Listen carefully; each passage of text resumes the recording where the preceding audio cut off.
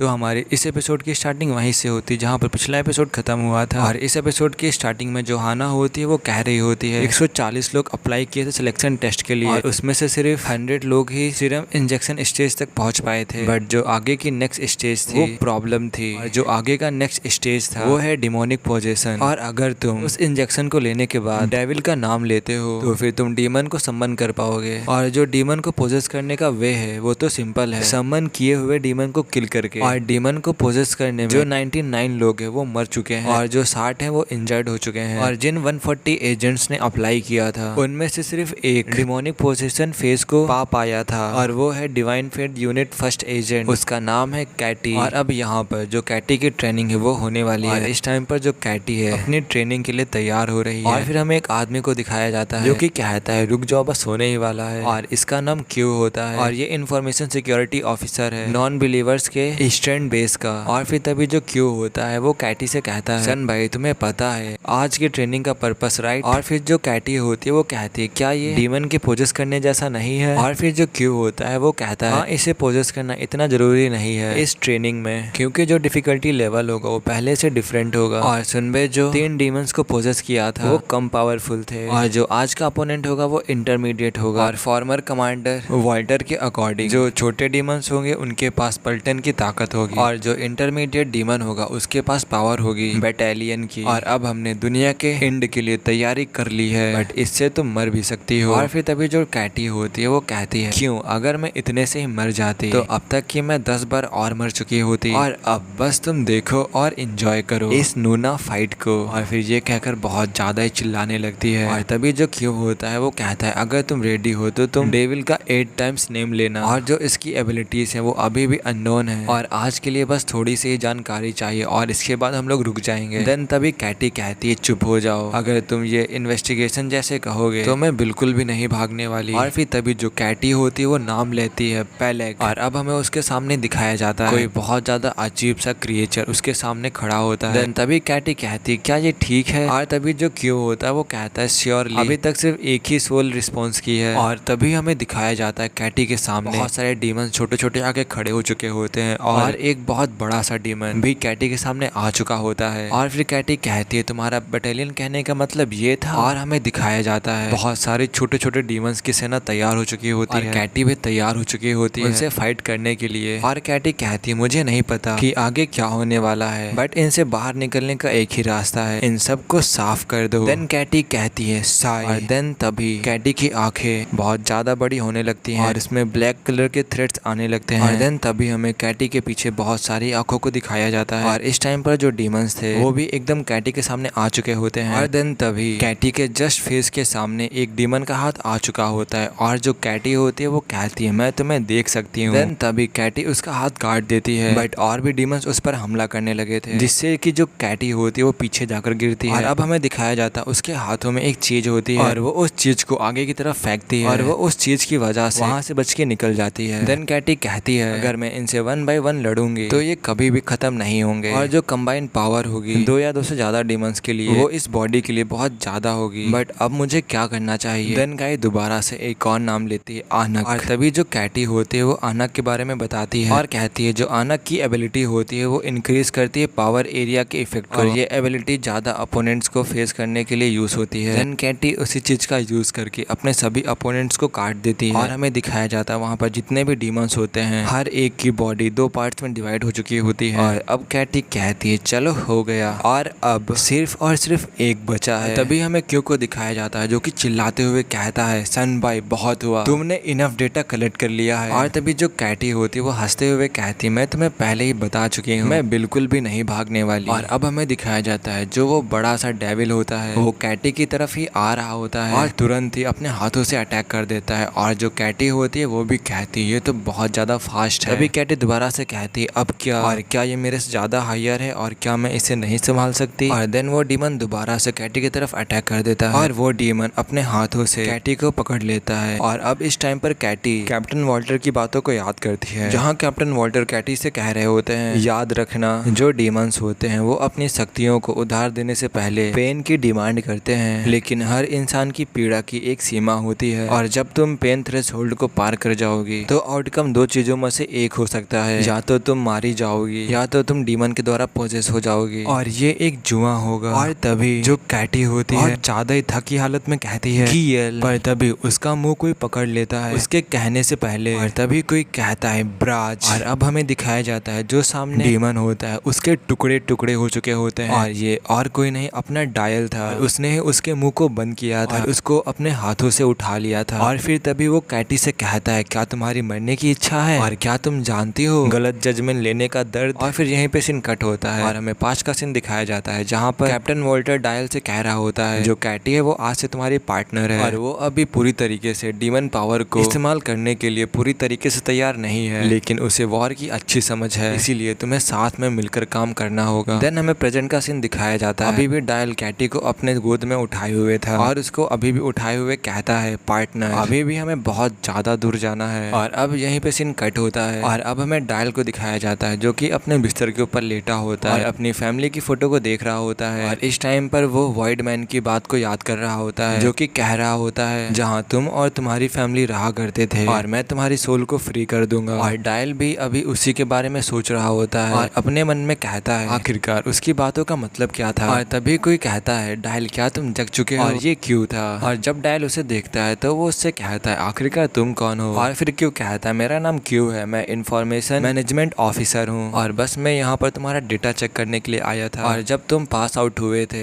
तब से मैं तुम्हारे बारे में डेटा इकट्ठा कर रहा हूँ। और फिर जो डायल होता है वो भी उसमें से देखकर पढ़ने लगता है कि उसके बारे में क्या क्या इन्फॉर्मेशन है। और तभी जो क्यों होता है वो कहता है तुम इसे नहीं देख सकते। देन डायल भी कहता है सॉरी। देन दोबारा से क्यों कहता है वैसे कुछ वियर्ड है मुझे चेक करना है। देन उससे कहता है वैसे तुम ईस्ट से हो है ना, और यहाँ पर कहा गया है कि तुमने अपने माता पिता और भाई को सॉरी जो तुम्हारे पेरेंट्स है वो सेक्रीफाइस हो चुके हैं गॉड के लिए, और हमने फाउंड किया है कि जहाँ तुम रहते हो मतलब जहाँ तुम रहा करते थे वहाँ पर तो कोई सेंचुरी प्रेजेंट ही नहीं थी। और अब यहीं पे सीन कट होता है और हमें ईस्टर्न रीजन में दिखाया जाता है जहाँ पर 3 लोग चल रहे होते हैं और उन तीनों में से एक कह रहा होता है मुझे अभी भी समझ में नहीं आया और आखिरकार हम लोग यहाँ पर जांच क्यों ही कर रहे हैं और क्या ये पॉसिबल नहीं हो सकता कि यहाँ पर कोई भी सेंचुरी ना हो बट तुम्हारी फैमिली की सोल ले ली गई। देन क्यों कहता है बिकॉज सेंचुरी एग्जिस्ट कर भी सकती है और नहीं भी कर सकती और उन्होंने उनकी सोल ली क्योंकि वहाँ पर गॉड होंगे। मुझे अच्छी तरीके से याद है जहाँ मेरी फैमिली सेक्रीफाइस हुई थी वहाँ पर गॉड थे, वो एक मिस्टीरियस गॉड था विथ अ ब्लैक हेलो। तभी जो क्यों होता है वो कहता है ओ ये तो न्यू इन्फॉर्मेशन है, एक गॉड ब्लैक हेलो के साथ और जो वो गॉड था वो सेंचुरी के बाहर देखा गया था। देन कैटी कहती है हाँ मैं समझ सकती हूँ और हमें इस पे इन्वेस्टिगेट करना चाहिए और ये एक अकेला केस है जहाँ पर एक विक्टिम है जिसने सेंचुरी के बाहर गॉड्स को देखा है। और अब हमें एक जगह को दिखाया जाता है जहाँ पर तीनों लोग आ चुके होते हैं और तभी जो क्यों होता है वो कहता है ये ट्रायल ऑफ डिसेंडेंट है, सही कहा ना। देन कैटी कहती है ये मेरा पहली बार है ट्रायल को देखना और ये बहुत बड़ा है और कुछ गॉड्स डिसेंशन के बाद चले जाते हैं और इस्टेब्लिश करते हैं अपनी सेंचुरी को, पर यहाँ पर तो कोई सेंचुरी नहीं है इस आकार का एक डिसेंडेंट ट्रायल और ये एक ऐसा गॉड होना चाहिए जिसे हम सभी जानते हो, बट ये गॉड हो कौन सकता है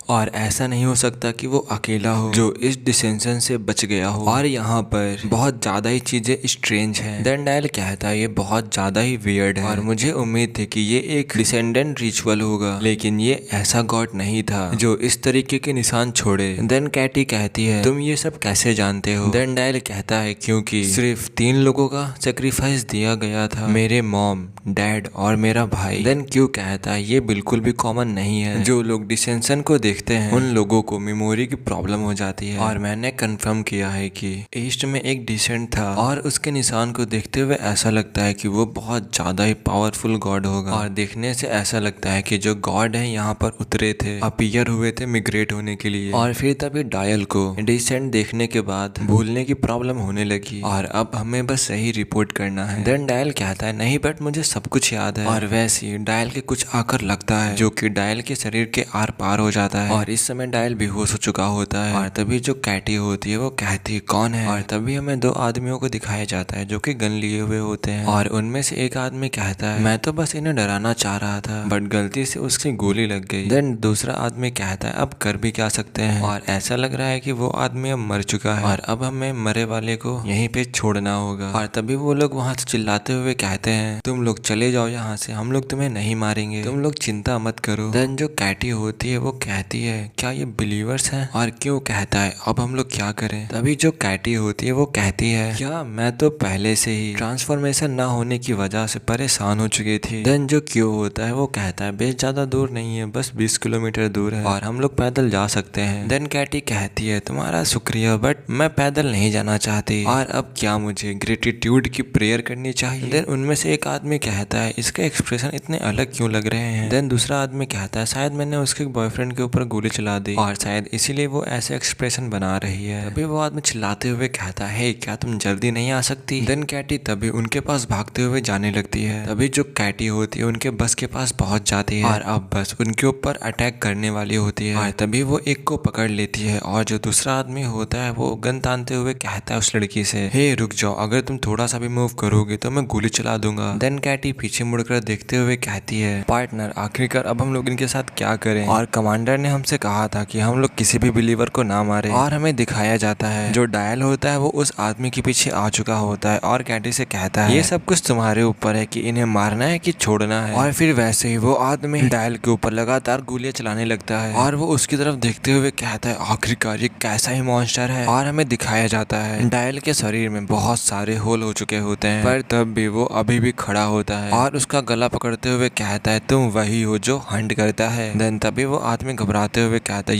ये मेरी गलती है, प्लीज मुझे छोड़ दो, मुझे मत मारना प्लीज। और फिर तभी डायल कहता है मैं तुम्हें आखिरकार क्यों छोड़ू। और तभी वो आदमी कहता है मेरी वाइफ और मेरी बच्ची है, मेरी फैमिली है। और ये सुनकर जो डायल होता है वो रुक जाता है और देन वो आदमी रोते हुए कहता है अगर गॉड्स को मैं अगले महीने तक सेक्रीफाइस नहीं देता हूँ तो मेरी वाइफ और मेरी डॉटर वो सेक्रीफाइस की तरह यूज हो जाएगी और तुम नॉन बिलीवर हो राइट, और अगर तुम मुझे छोड़ देते हो जिंदा तो मैं अपने रिलीजन को भी छोड़ दूंगा और तुम मेरे सेवियर बन जाओगे। इतना कहने तक ही एक गोली आती है और उसके माथे से आर पार चली जाती है। देन डायल क्यू से कहता है आखिरकार तुम ये क्या कर रहे हो और ये गोली चलाई थी क्यू ने। और फिर जो क्यू होता है वो डायल से कहता है उसकी नेक पे देखो और तुम्हें जो ये नंबर दिख रहे हैं ये वो नंबर्स हैं सेक्रीफाइस के, कि इस आदमी ने कितने सारे सेक्रीफाइस ऑफर किए हैं गॉड्स को और ये अब बहुत ज्यादा ही दूर जा चुका था। और जो ये व्हाइट स्क्वायर मार्क हैं साउथर्न सेंचुरी में प्रीस्ट को दिया जाता है और जो साउथ में प्रीस्ट होते हैं वो शादी नहीं करते हैं और उनके पास कोई बच्चे भी नहीं होते हैं और वो इतने समय से तुमसे झूठ बोल रहा था और तुम्हें भी ये बहुत अच्छे से पता है। और ये कह करके वो उस ट्रक का पीछे वाला गेट खोलने लगता है और जब वो गेट खोलता है तो वो देखता है कि वो लोग बहुत सारे लोगों को बंदी बनाकर लेकर जा रहे होते हैं। और तभी हमें कैटी को दिखाया जाता है जो कि कहती है हे क्यू ये हमसे कह रहा है कि हम लोग बिलीवर्स को ना मारे। तभी जो क्यू होता है वो कहता है ये एक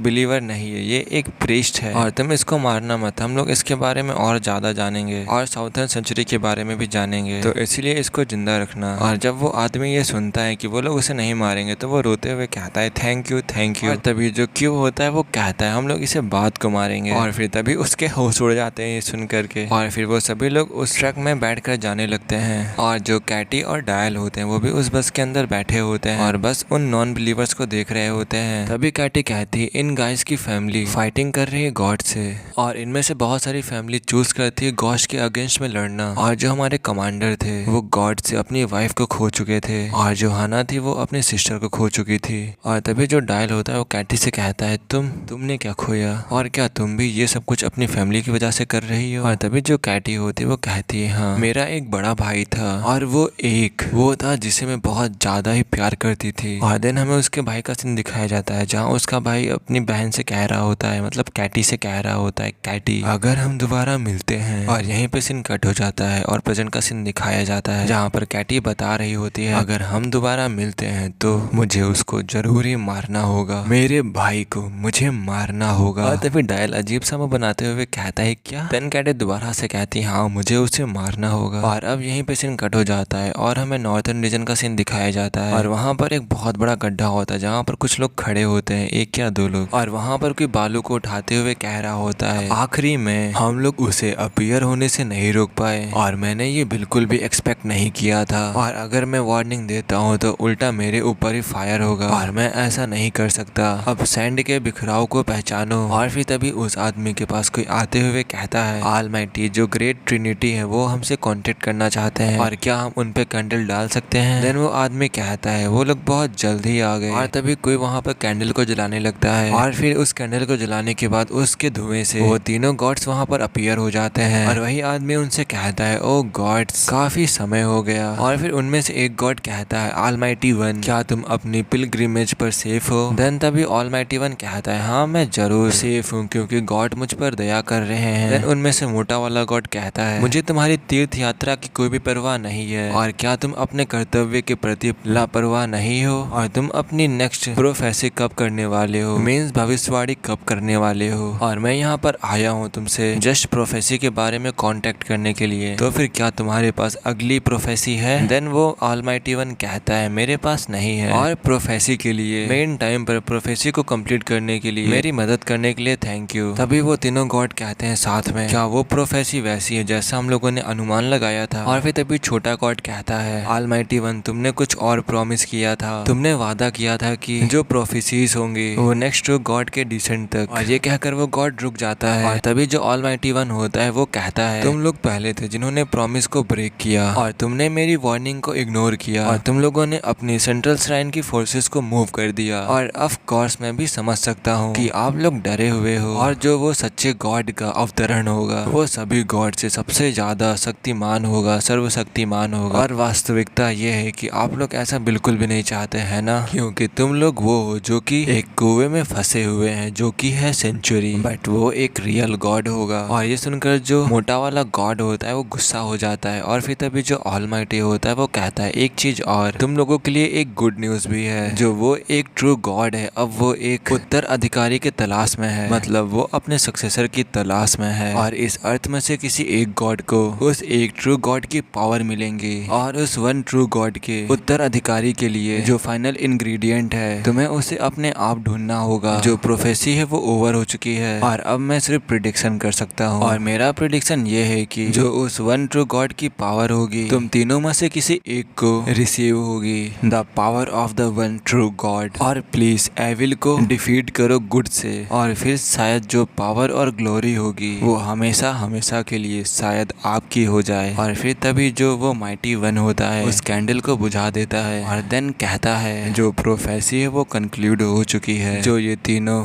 गॉड हैं वो सेपरेट होने वाले हैं बहुत जल्द ही। और ये वाला एपिसोड यहीं पे खत्म होता है।